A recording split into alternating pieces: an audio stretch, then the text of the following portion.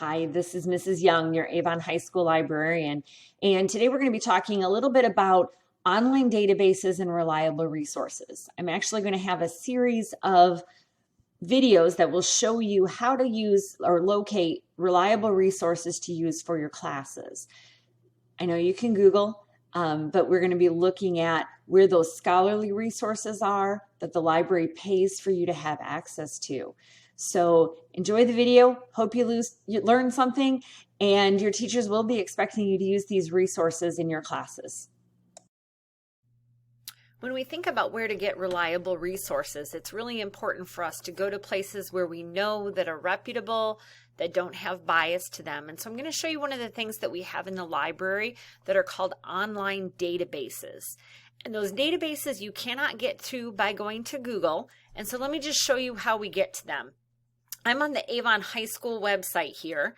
And so I'm going to click over here on the right-hand side on that menu, and then it says library in the corner. And then this takes you to the Avon High School library page. I will tell you that this may be changing soon. It may look a little different, but all of the information will be in the same locations or in a similar place. So just look for that. So we've got a research section here, and we've got research articles in databases.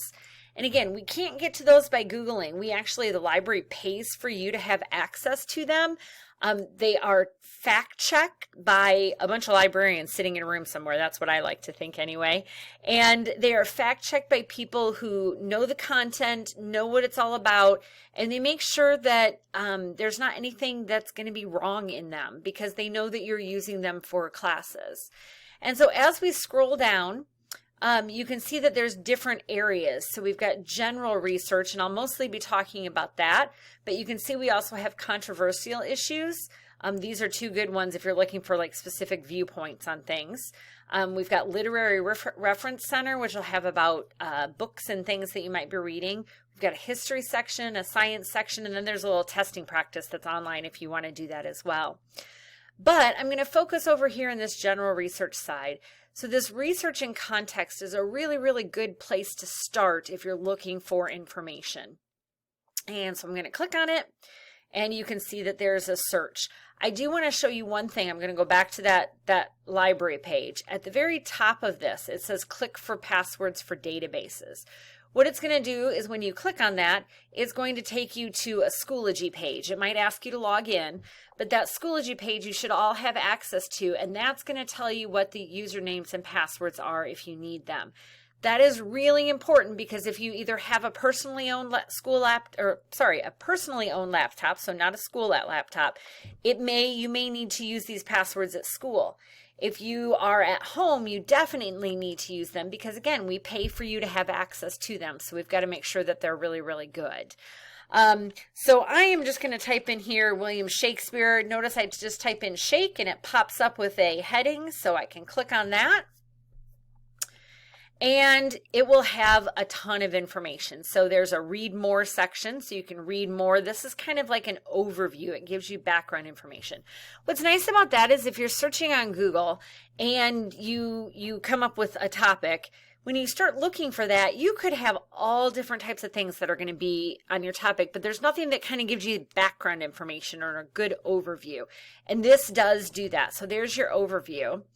And then it's going to go down to all of these different things we have. There's images, there's biographies, there's articles in magazines, there's audio, there's plot summaries of stories, there's essays, there's newspaper articles, there's just tons and tons and tons of stuff. Also links you to 18 good websites that are good to use. And so then we start looking down at the different articles. So I'm just going to click on this one so you can see how the articles are set up.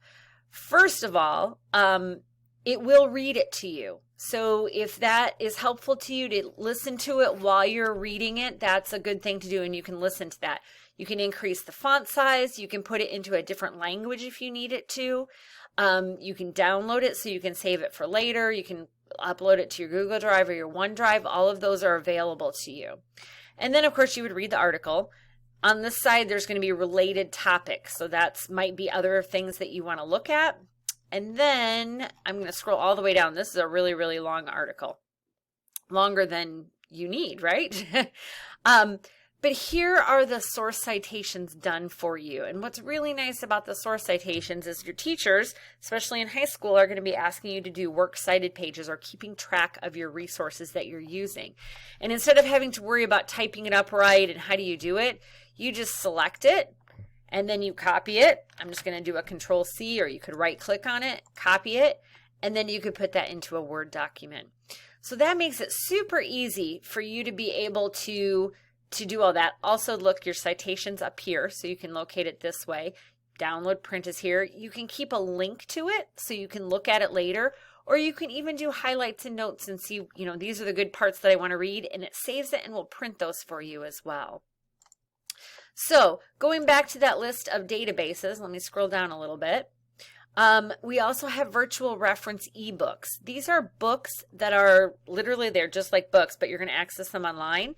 You can see that the database looks very similar to what we just looked at, but you're going to have ebooks and you can search the topics, or you can browse through them and kind of see the different types of books we have available. Back to that library database. I really like to start with this World Book Encyclopedia too. It gives you a nice basic background of information. Again, I'm going to type in Shakespeare just so we have a similar topic. Here's the read more that gives you your background information. So maybe we want to read a little bit more. And again, my favorite part, another long article. There's a lot to write about Shakespeare, so it's really long. And then how to cite this article is at the bottom. And again, you just copy and paste it. So it's keeping track of everything for you right there. Going back to the library's website, I'm going to go back one to the home page. And I do just want to show you one more thing. There's these citation generators. So if you're Googling or keeping track of your resources, this My Big from Google is a really good place to start. Keeping track of your resources, it'll save everything all in one spot. So you can take all of those different citations that I was just showing you, and you can put it all in this MyBib, but there's some other ones there too if you're interested. So that's information about online databases where you can get reliable information without having to Google and worry about whether it's accurate or not. These are always going to be accurate. And thank you for listening. Next time we'll be talking about media bias and where we can get information. Again, reliable resources, but ways that we can fact check what we find on Google. Thanks.